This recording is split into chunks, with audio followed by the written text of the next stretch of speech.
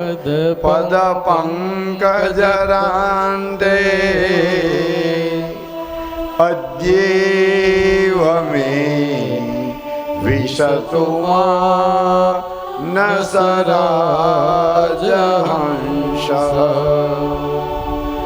પ્રાણ પ્રયાણ સમયે કફવાત પીતે કંઠાવરોધન વિદો સ્મરણ કુતસ્તે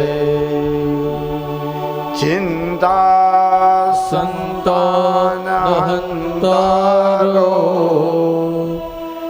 યદ પાદાંબુજરેણવ શ્રિયાન્તાન નિજાચાર્યા પ્રણમામિ મુર્મુઃ યદનુગ્રહતો જંતો સર્વદુઃખાતિરો ભવેत् તમહં સર્વદા વંદે શ્રીમદ્વલ્લભનંદનમ ચતુર્ભિશ્ચ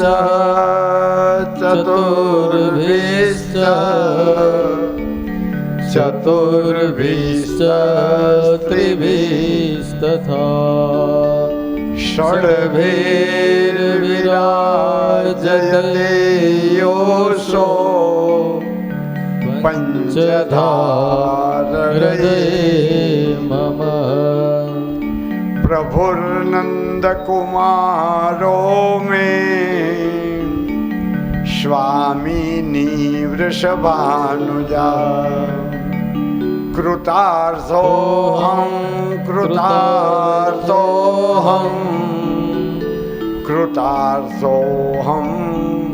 ન સંશય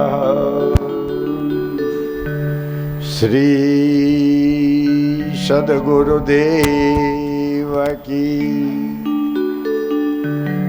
બાલકૃષ્ણલાલ કી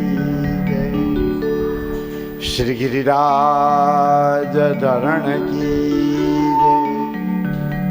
શ્યામ સુંદર શ્રી યમુને મહારાણી શ્રી વલ્લભાધીશ કી શ્રી ભાગવત ભગવાન કી જય. હરિ ઓમ નમઃ પાર્વતી પતયે હર હર મહાદેવ.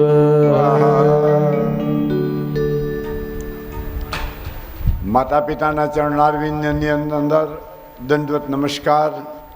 સદગુરુ પરમાત્માના ચરણારવિંદની અંદર અનંત અનંત કોટી નમસ્કાર. આપ સર્વના હૃદયમાં જે રાધારમણ પુરુષોત્તમ પ્રભુ વિરાજમાન છે એવા રાધા પુરુષોત્તમ સ્વરૂપ આપના સર્વના ચરણમાં આપી નમસ્કાર. સુખદેવજી મહારાજ નૈમિષારણ્યની અંદર શૌનક વગેરે ઋષિમુનિઓને કથા સંભળાવી રહ્યા છે. ગંગા નદીના પાવન તટ ઉપર સુખદેવજી મહારાજ પરીક્ષિત રાજાને આ કથામૃતનું પાન કરાવી રહ્યા છે. અને આ જ કથા દેવતાઓ, ઋષિ મુનિ, તપસ્વી, યોગી, વેદ, ગંધર્વો, સિદ્ધો, મહામુનિઓ બધા રૂપ ધારણ કરી અને કથા શ્રવણનો લાભ લઈ રહ્યા છે.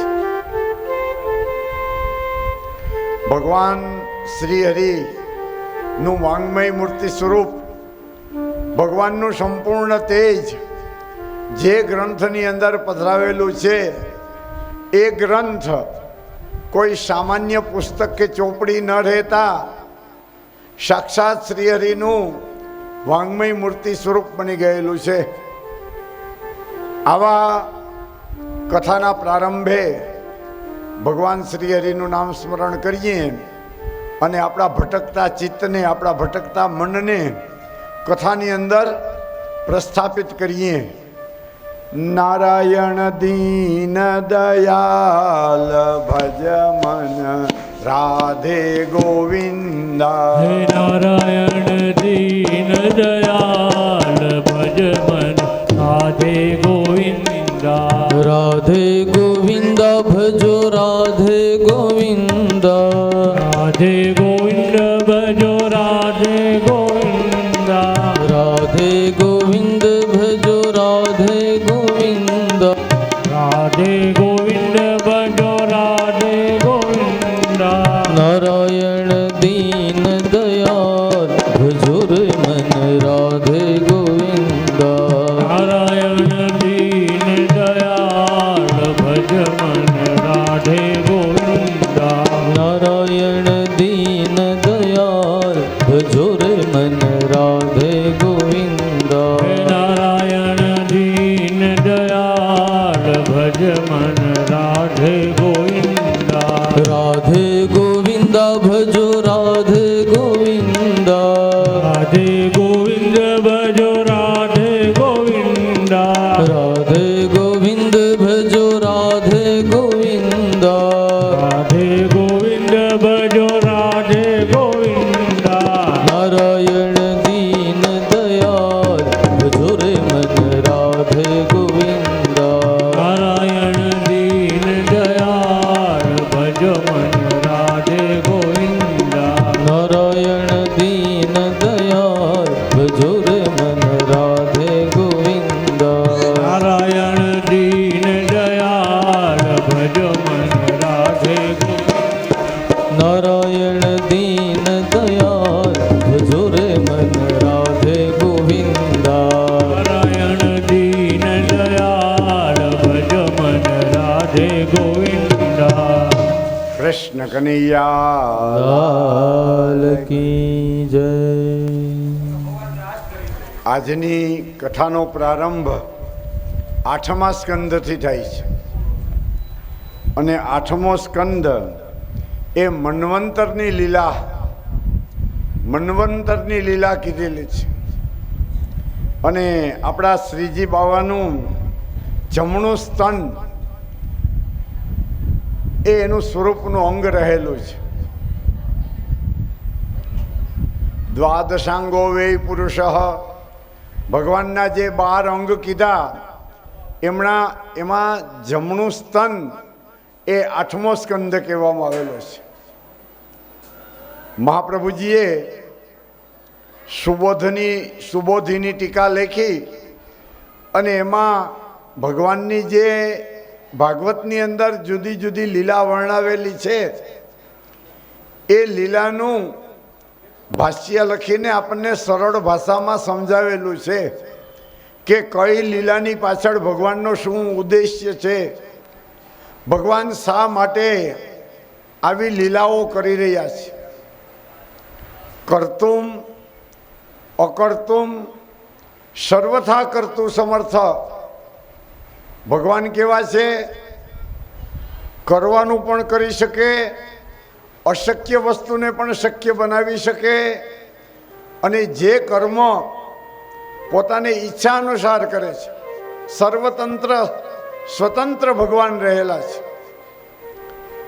તમે ગમે એટલું તપ કરો, ઉપવાસ કરો, યજ્ઞ કરો, જપ કરો, એનું ફળ કેટલું આપવું એ પ્રભુના હાથમાં છે. કદાચ કોઈ કર્મ ન કરે તો પણ ભગવાનની કૃપા એના પર ઉતરી શકે અને કોઈ કર્મ કર્યા રાખે પણ ભગવાનને જ્યાં સુધી મરજી ઈચ્છા ન થાય ત્યાં સુધી કર્મનું ફળ આપે નહીં. કારણ કે એ સ્વતંત્ર છે, આપણે પરતંત્ર છે.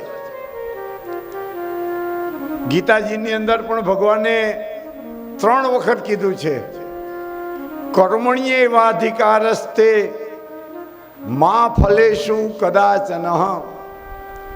હે જીવ, તારો કર્મ કરવાનો અધિકાર છે, ફળ ઉપર તારો બિલકુલ અધિકાર નથી.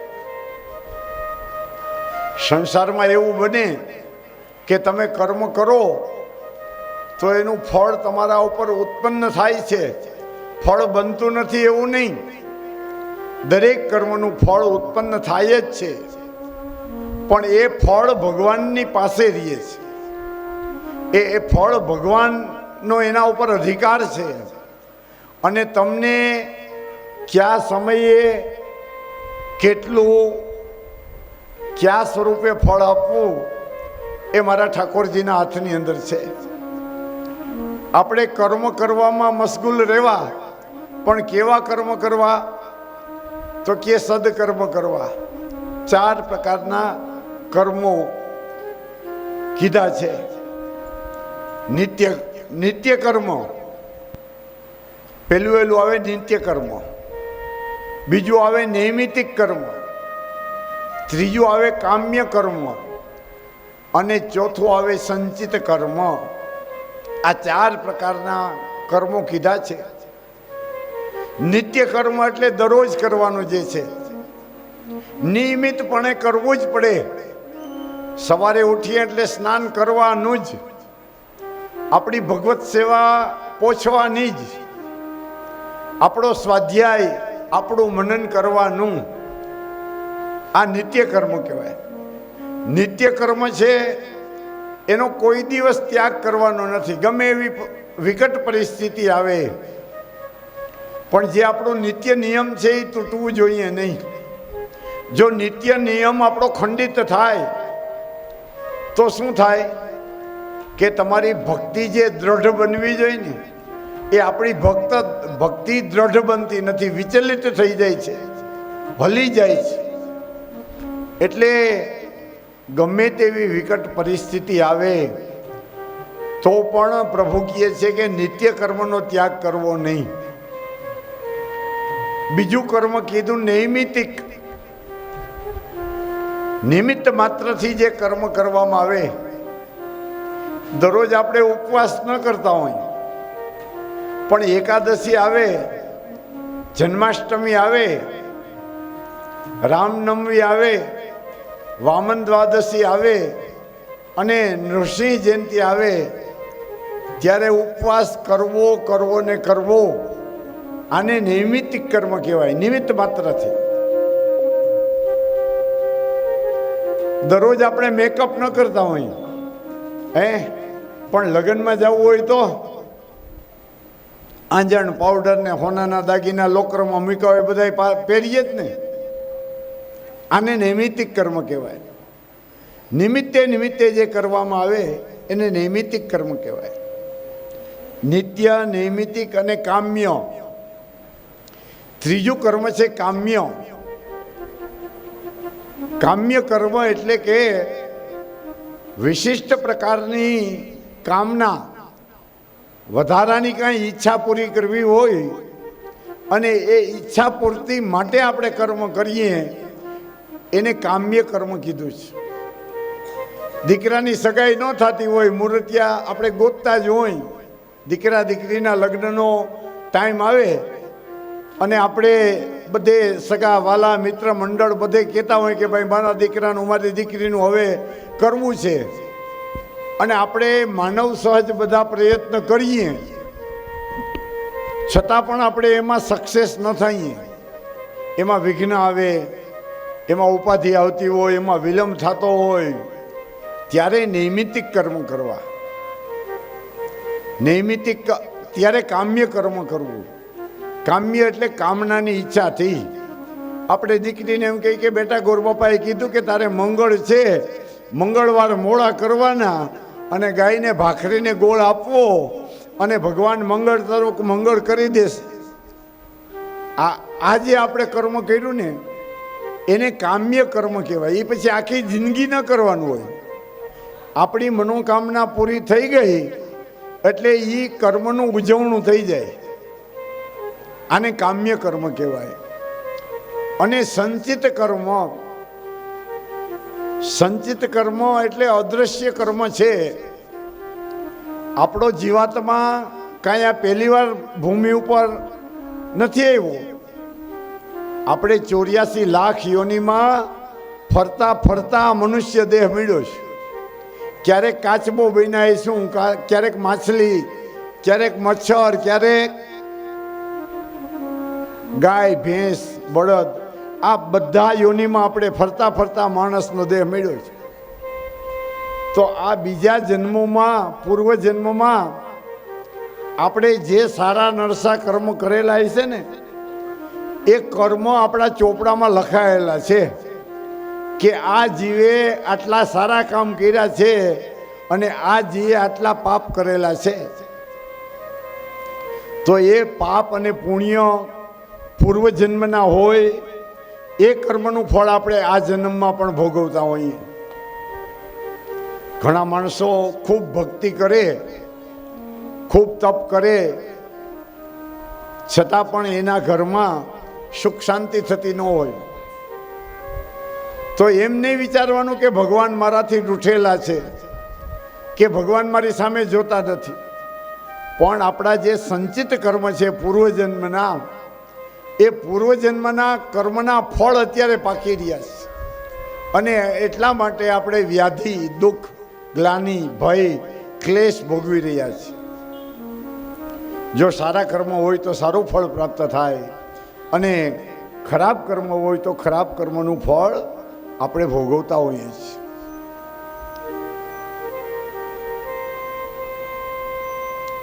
તો આ 4 પ્રકારના કર્મ બધાએ ભોગવવા પડે છે. જીવ માત્ર એ, ભગવાન તો ગીતાજીની અંદર એમ કહે છે કે મેં પણ જે કર્મ કરેલા છે ને, એ કર્મ મને પણ છોડતા નથી. મેં પણ કર્મના બંધનો ભોગવા છે. તમે વિચાર કરો, સ્વયં પરમાત્મા, પૂર્ણ પુરુષોત્તમ, વૈકુંઠાધિપતિ ભગવાન દ્વારકાધીશ બન્યા. કૌરવ પાંડવોનું યુદ્ધ થયું અને અભિમન્યુનો પ્રયાણ કાળ આવ્યો હતો.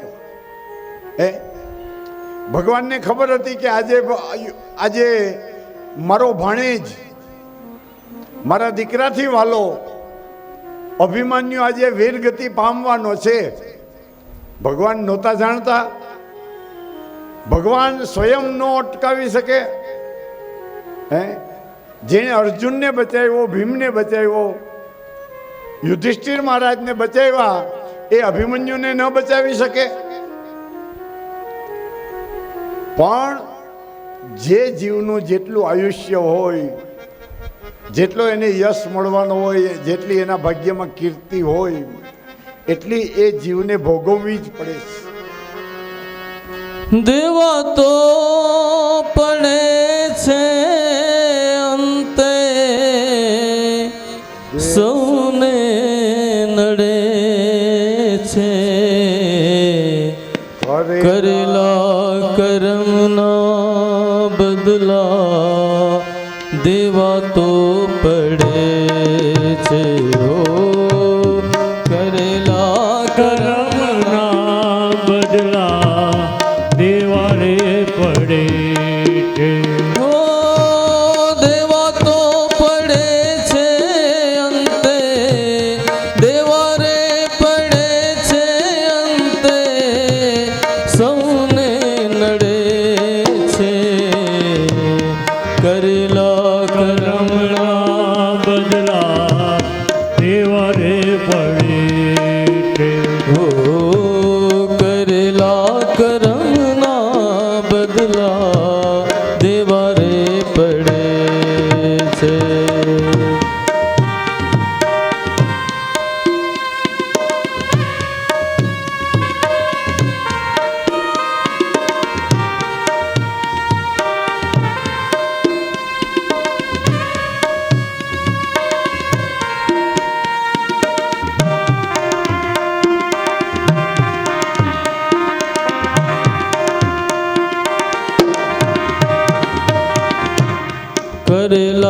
કર્મના બદલા દેવા રે પડે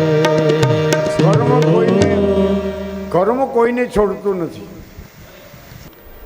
તમારું કર્મ ભગવાનના ચોપડે લખાયેલું જ છે. જે આપણે કર્મ કર્યા છે એના ફળ આપણે જ ભોગવવાના છે. વાલ્મીકીનું દ્રષ્ટાંત આપણે જાણીએ છીએ ને. વાલીઓ લૂંટારો, કઈ પેલા વાલ્મીકી ઋષિ નહોતા? જંગલની અંદર લૂંટફાટ કરે, પ્રવાસીઓ વટે માર્ગો નીકળે ને એને લૂંટી લઈએ, માંસ હરણાઓ વગેરેને મારીને ખાઈ જાય.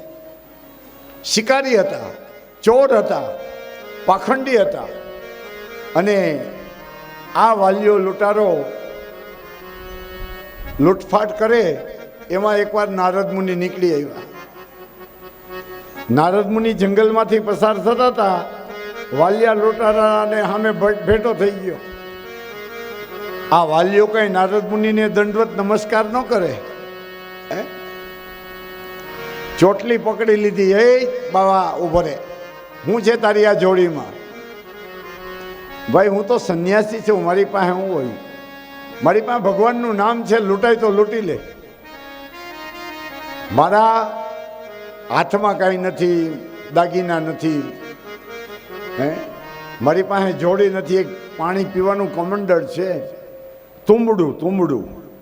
એ કાંઈ ચાંદી સોનાનું પિત્તળ ત્રાંબાનું નહીં, ઓલા તુંબડા થાય ને, તુંબડાનું છે. હાલે તારે જોતું હોય તો રાખ, બીજી મારી પાસે સંપત્તિ નથી. સાલાવ લુખાવ આવાજ રખડો છો, ગામને માગી માગીને ખાવ છો. બે ચાર ધોલ તપાટ કરી નારદ મુનિને. નારદ મુનિ કહે, ભાઈ વાલિયા તું કરે શું? તો કે મારો આ જ ધંધો છે, મારા કુટુંબનું મારે પાલન પોષણ તો કરવું ને. ઘેર બાયડી છોકરા મારો પરિવાર છે. તો કે ભલે તું આ કામ કરે તારી ઈચ્છા મુજબ, પણ આ તું કર્મ કરે જ ને એ સારું કર્મ નથી. તને ખબર છે? મને કે ખબર છે મને, પણ મારે ફરજિયાત કરવું પડે. શા માટે ફરજિયાત? મારો પરિવાર છે. તો કે તારે આ પરિવાર ઉપર તને એટલી બધી પ્રેમ લાગણી હેત છે? અરે સ્વામીજી, પરિવાર પ્રત્યે કોને પ્રેમ ન હોય? એક કામ કર, હું અહીંયા જ ઊભો છું, તારા પરિવારને એકવાર પૂછી આવી તો ખરી કે હું જે આ પાપ કર્મ કરીને રોજી રોટી કમાઉં છું એ પાપમાં બધા તમે ભાગીદાર છો? વાલીઓ લૂંટારો કહે, તારો એમ વિશ્વાસ આવે નહીં.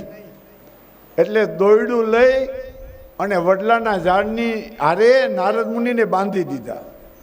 આઈને ઊભો રહી જાય, ક્યાંય જવાનું નથી. અને નારદ મુનિ બંધાણા, તોય પણ પોતાનું નામ સંકીર્તન ચાલુ રાખ્યું. વાલિયા લોટારાને કે જા તું તારે ઘેર. અને ઝૂંપડામાં ગયો. એટલે એના સ્ત્રી પુત્રો બાળકો હતા, બધાને કીધું કે અહીંયા આવો.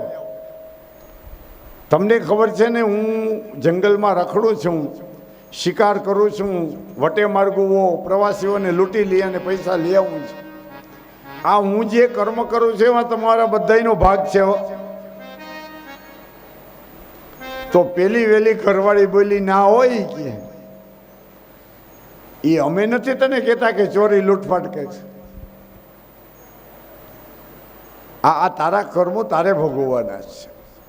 પોતાના દીકરાને પૂછ્યું કે દીકરાઓ, તમારા માટે આ બધું કરું છું. દીકરાઓ કે અમારે કાંઈ એમાં લેવા દેવા નહીં હો, માવતરની ફરજ છે. જુવાન ન થાય ત્યાં સુધી ફરજ છે તમારી. માતા પિતાને પૂછ્યું કે બાપુજી, અઘોર કર્મ કરું છું, કોઈ દિવસ સારું કર્મ કર્યું નથી, અને આ જે મેં કર્મ કર્યા એમાં બધા તમે હિસ્સેદાર તો બનવા જોઈએ ને. તમે બધા ખાઓ પીવો છો મારા ઉપર. માવતરે કીધું કે ભાઈ જે જેના કર્મ હોય ને એ જ ભોગવે. કદાચ અમે એમ કહીએ કે તારા કર્મો અમે લઈ લઈ, પણ ભગવાનના ચોપડે તો સૌનું પાપ અને પુણ્ય પોતાનું અંગત લખાય છે. સ્વાર્થના સૌ સગા સંબંધી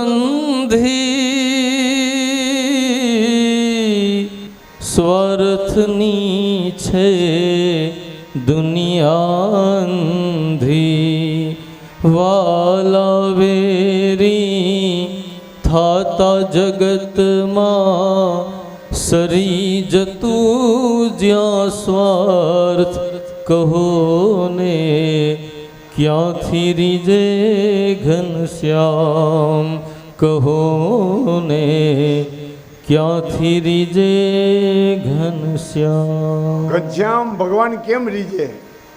આપણા સંસારના જે સંબંધો છે એ બધા સ્વાર્થને આધાર. હારું હારું કમાઈને ઘેર લઈ આવો છો ને તો કામા પુત્ર વાલા. હે, દેશી આપણી કહેવત છે. દીકરો કામઢો હોય, દીકરી કામઢી હોય ને તો માવતરને રૂડો લાગે, પણ એ જ દીકરો જો કામ ન કરે તો માય કહી દે કહો બેટા હવે તું તારું કહીશ. તો વાલિયા લૂંટારાને બધાએ ના પાડી, માવતરે ના પાડી, પોતાના પત્નીએ ના પાડી, દીકરા દીકરીઓએ વહુએ બધાએ કીધું કે ભાઈ હોવના કર્મ. અને વાલિયો લૂંટારો પાછો ત્યાંથી ભાગ્યો. નારદ મુનિને બાંધેલા હતા અને એના ચરણમાં પડી ગયો કે હે પ્રભુ સદગુરુ, આજે તમે મારી આંખ ઉગાડી દીધી. હું તો એવા ભ્રમણામાં ભમતો હતો કે આ બધા મારા સગા સંબંધીઓ. નારદ મુનિ કહે વાલિયા તને પસ્તાવો થયો એટલે તારું પ્રાયશ્ચિત થઈ ગયું. હવે હું તને ભગવાનનો મંત્ર આપું, તું મારી પાસેથી લૂંટી લે જેટલો લૂંટાય એટલો, અને એ ભગવાનનું નામ લે. ભગવાન તારું યોગક્ષેમમ વહામ્યહમ. ભગવાન તને પૂરું બધુંય પાડશે.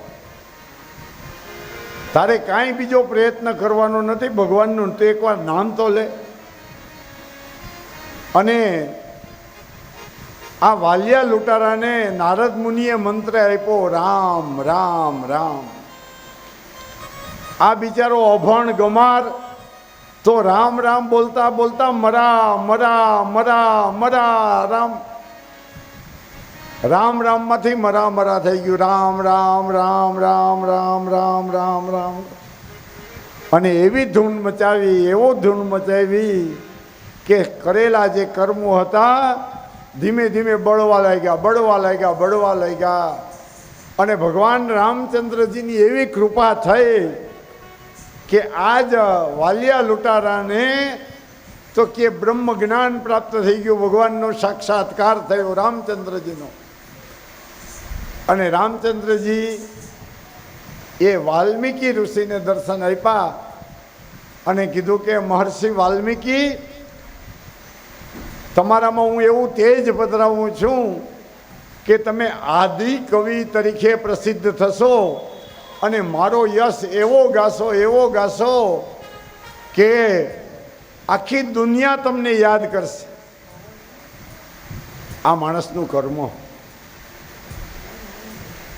ભાગવતના પહેલા સ્કંદની અંદર માધ્યમની અંદર કીધું ધનાની ભૂમો પસવસ્ત ગોષ્ઠે ગૃહદ્વારે ગૃહનારી. તમારું જે ધન છે ને, સોનું ચાંદી બેંક બેલેન્સ, એ ક્યાં સુધી તમારું છે? જ્યાં સુધી આ શરીરની અંદર પ્રાણ છે ત્યાં સુધી. એ બધી તેજુરી એમને ભરી રહી જવાની છે. ભૂમિની અંદર દાટેલું ધન ભૂમિમાં જ રહી જાય. તમારા જે વાહનો છે, હાથી ઘોડા મોટરસાયકલ 4 વ્હીલ એરોપ્લેન, આ બધા ક્યાં રહી જવાના જ? તો કે ગમાણની અંદર. તમારું જે ગેરેજ છે ને એ ગેરેજમાં જ એમને પડ્યા રહેવાના છે. ધનાની ભૂમો ઉપસવસ્ત ગોષ્ઠે. અને તમને જેની સાથે અનન્ય પ્રેમ છે એ તમારી ઘરવાળી કે તમારો ઘરવાળો, એ ક્યાં સુધીનો એનો સંગાથ છે કે ઘરના બાયણા સુધી, ઉંબરા સુધી. એકલા જ આવ્યા મનવા, એકલા જવાના સાથી વિના સંગી વિના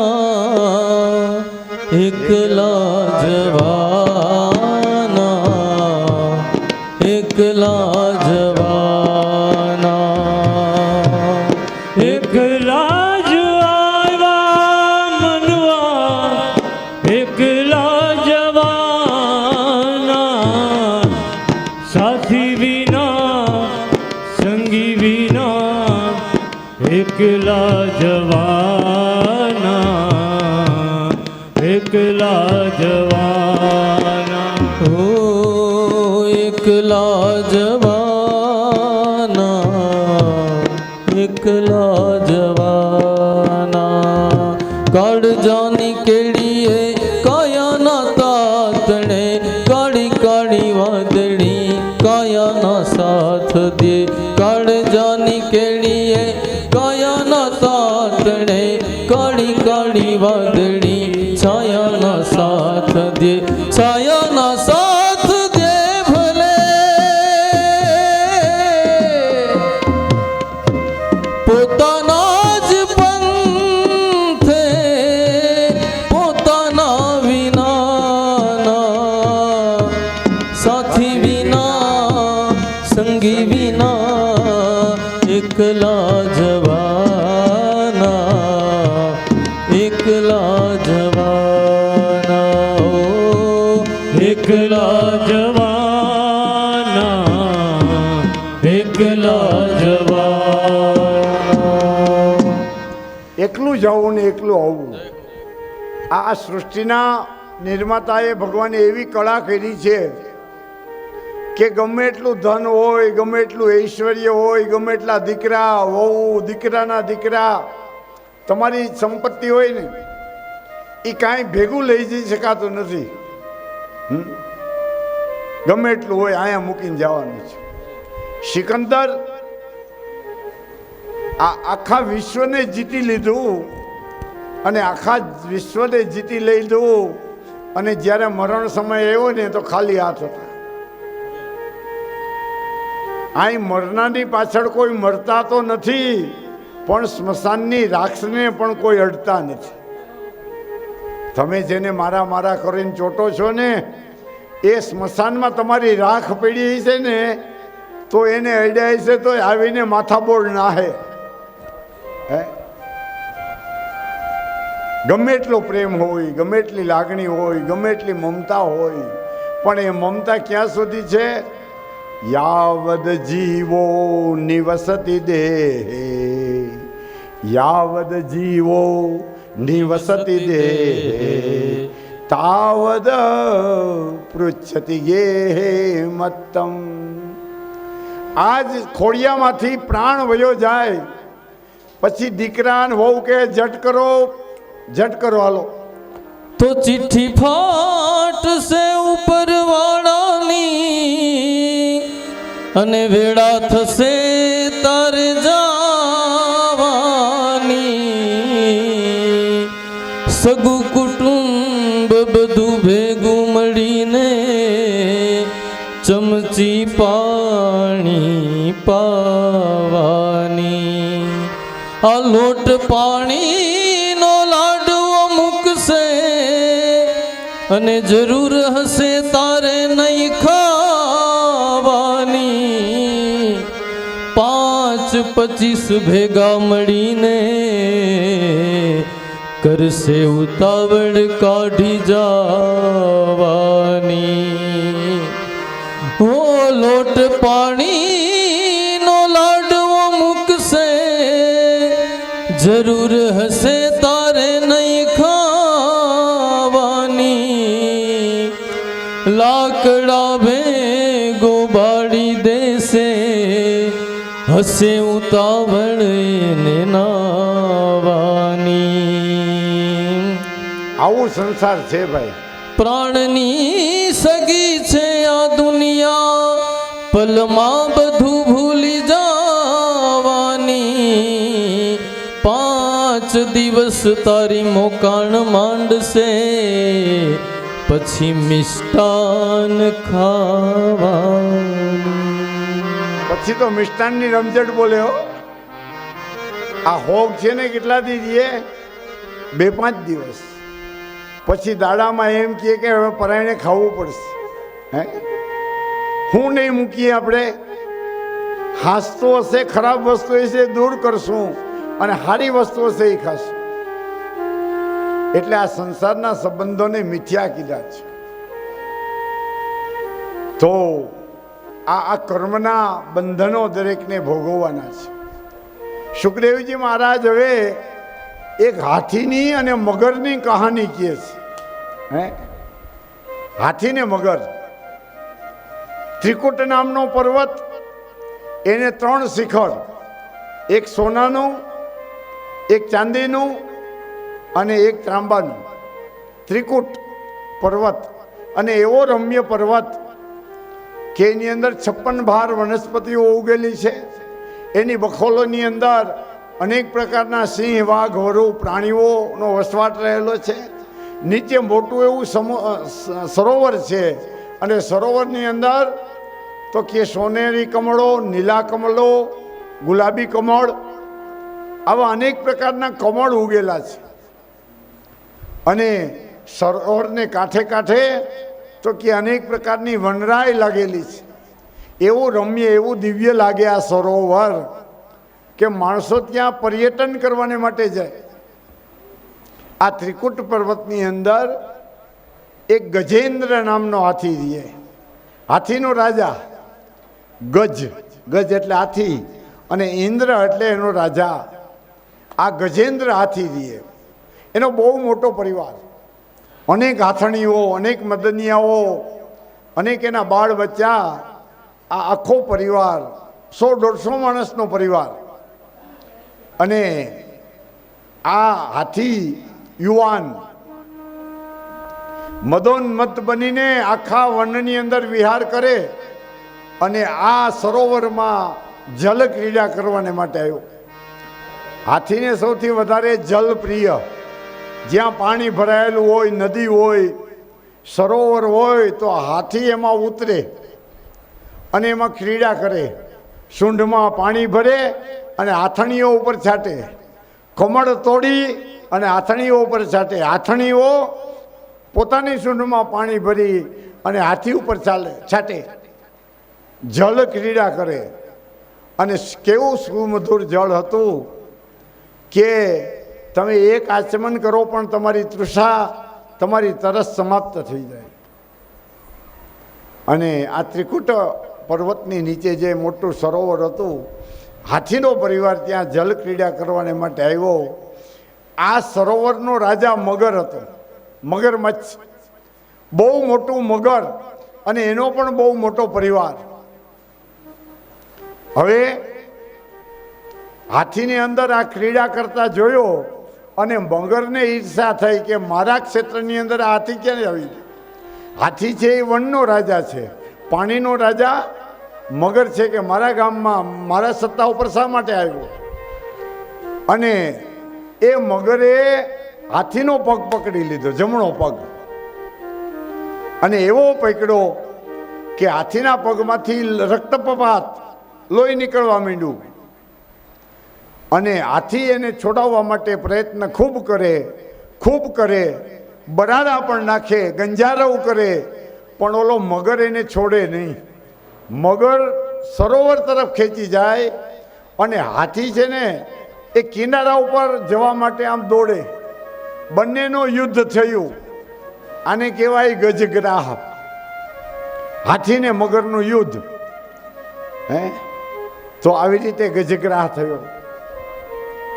થોડો ટાઈમ થયો ને તો હાથીના જે બચ્ચા હતા, હાથીના જે મિત્રો હતા, મદનિયા, બીજા હાથીઓ, હાથણીઓ હતી, એ બધી જીવ બચાવવા માટે કિનારા ઉપર જઈને જતી રહી કે ક્યાંક આ મગર હાથીને છોડીને આપને પકડી લેશે તો, એટલે આપણે આપણા પ્રાણ બચાવીને ભાગો.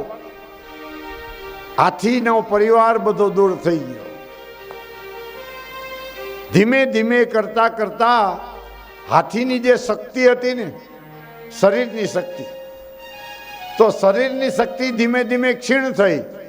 કારણ કે મગર તો જળચર પ્રાણી છે, એટલે પાણી પીને પોતાની શક્તિને જાળવી શકે, પણ ગજેન્દ્ર હાથી તો વનનો રાજા છે, એને પાંદડા મળે, ખોરાક મળે તો જ એનું બળ ટકે.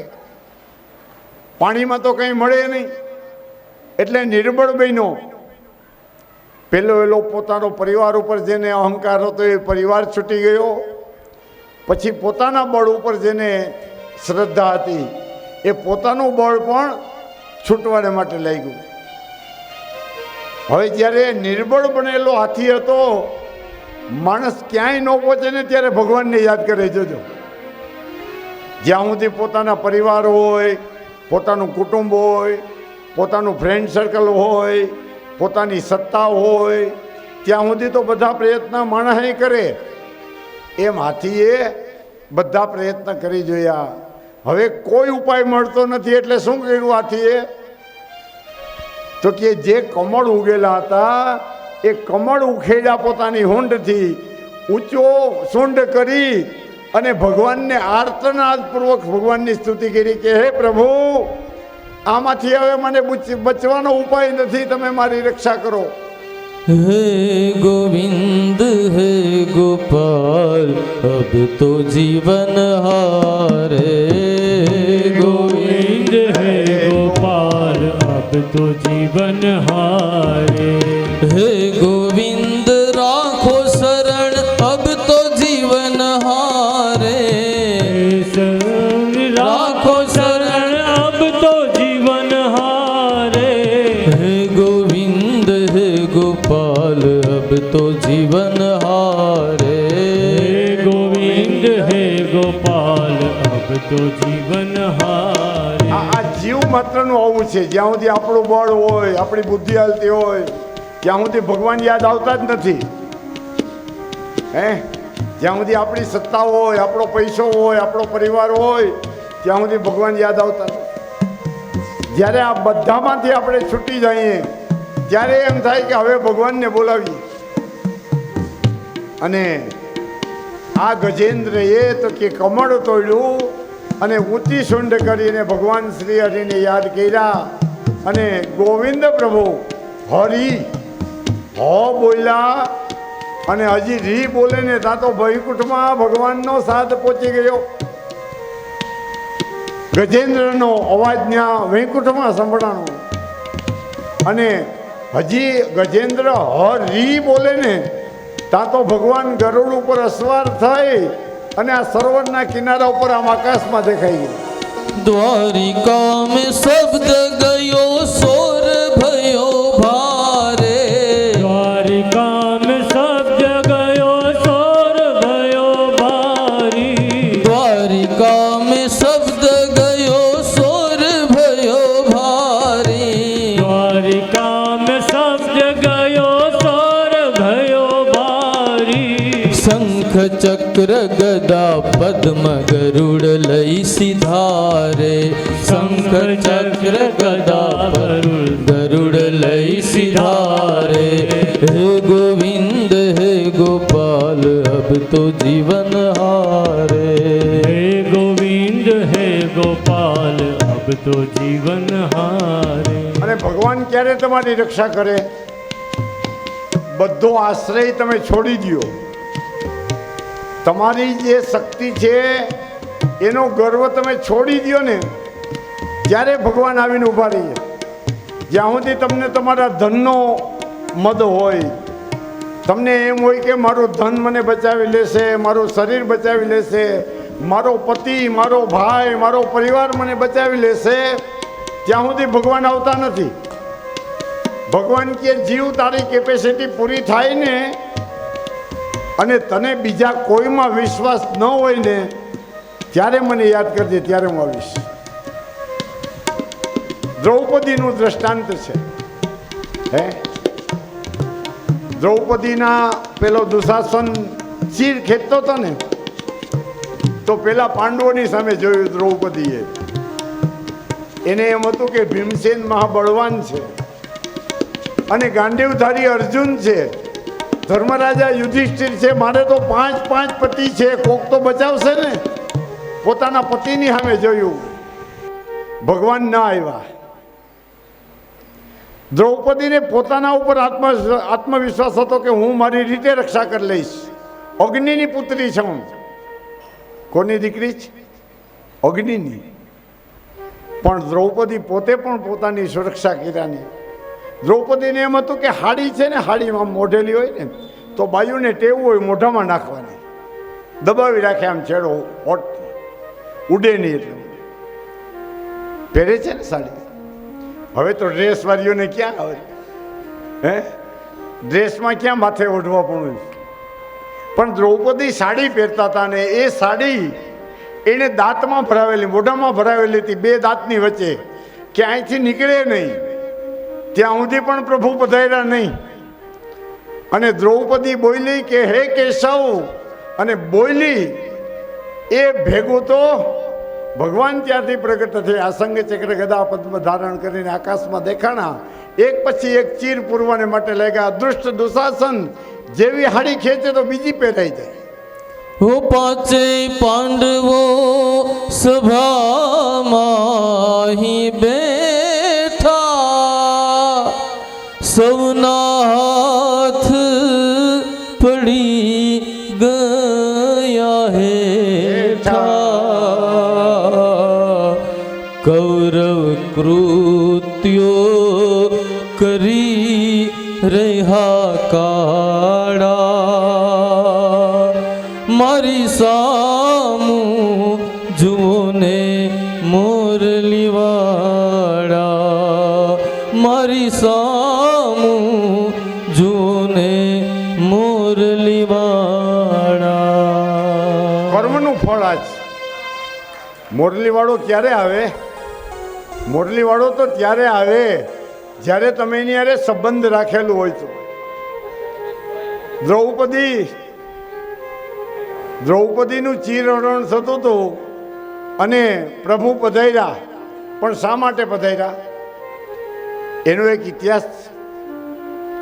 એક વખત રોંઢાનો સમય હતો અને દ્વારકાધીશ પ્રભુ શેરડી ખાતા હતા. હે રાણી રૂક્ષ્મણી, સત્યભામા, જાંબુવતી, કાલિંદી, મિત્રવૃંદા, નાગનજીતી, આઠેય પટરાણીઓ અને દ્રૌપદી આંટો મારવા આવ્યા હતા. દ્રૌપદીની ચાલો બધા શેરડી ખાય, અને બધા એક એક હોડી લઈ અને શેરડીનો હાથો લઈને બેસી ગયા.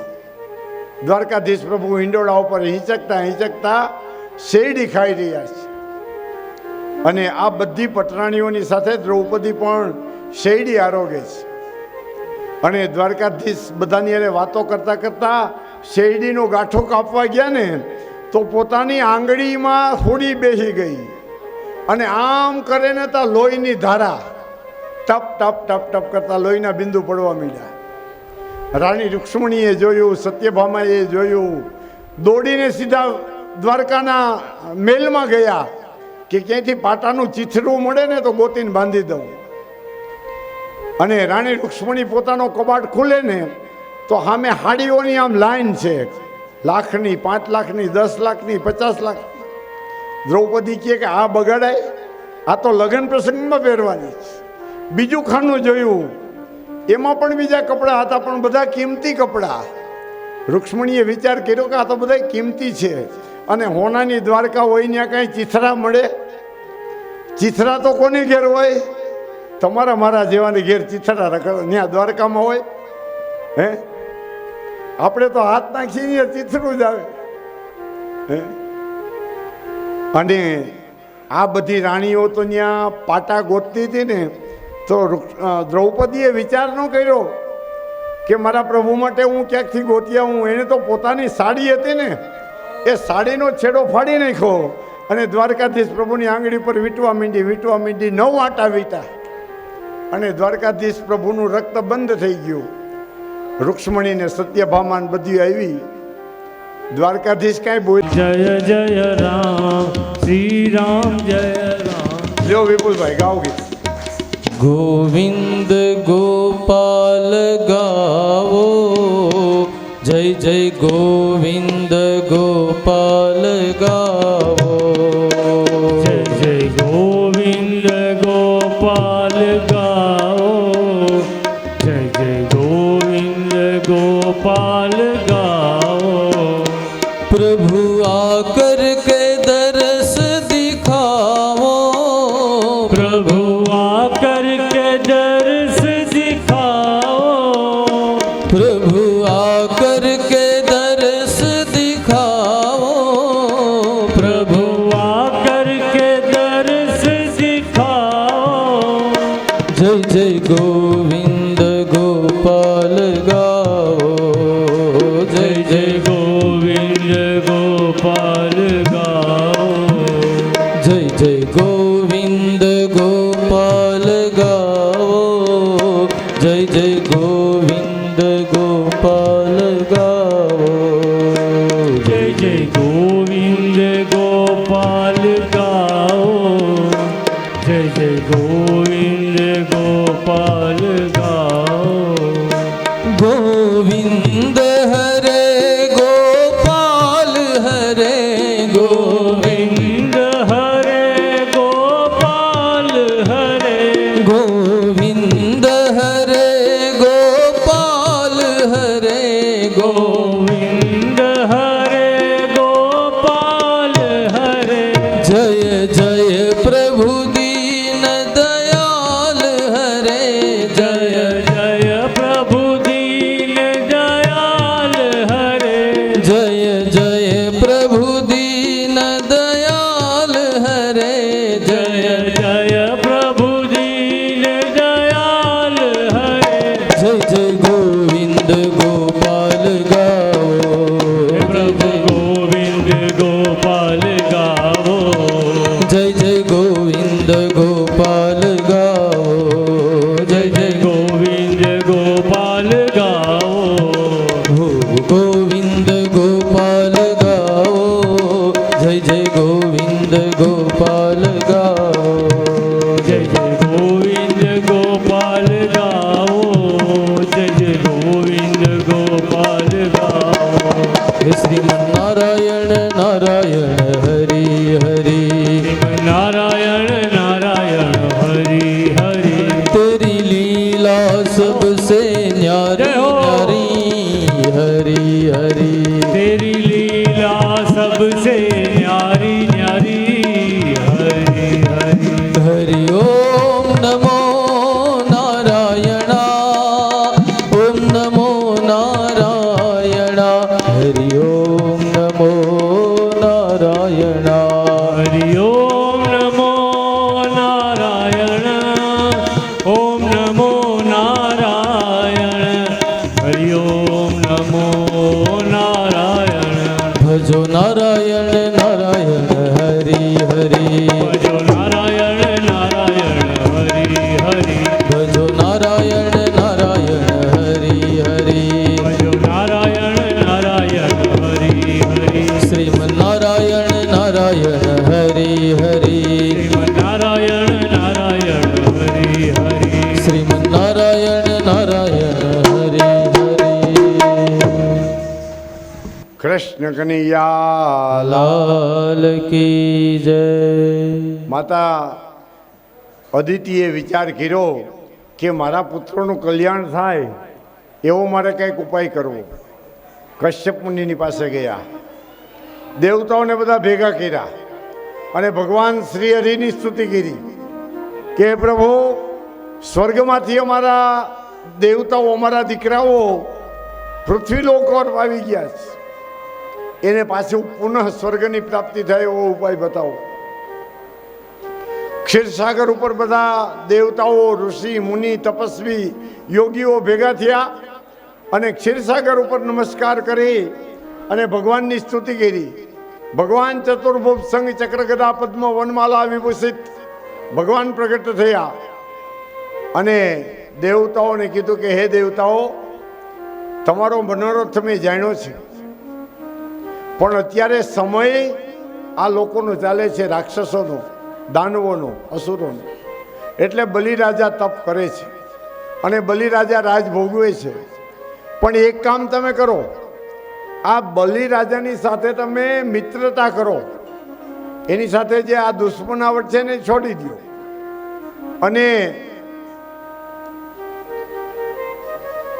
જેમ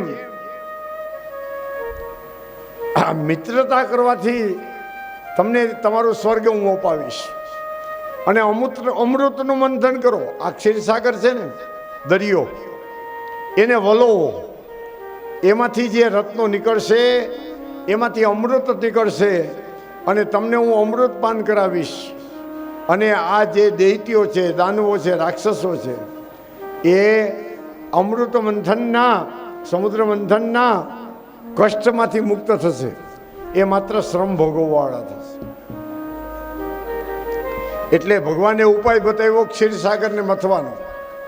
એટલે આ બધા દેવતાઓ, એમાં સૌથી મોટા ઇન્દ્ર બલિરાજાના દરબારમાં ગયા. હાથમાં હથિયાર લીધા નથી અને એ હથિયાર લીધા વિના બલિરાજાના સ્વર્ગની અંદર ગયા. બલિરાજાએ જોયું કે મારા શત્રુ છે પણ શસ્ત્ર લીધા વિના આવ્યા છે. એટલે ધૂન ચાલુ રાખી. કાનો નાથ મારું રાજા રણ છોડશે.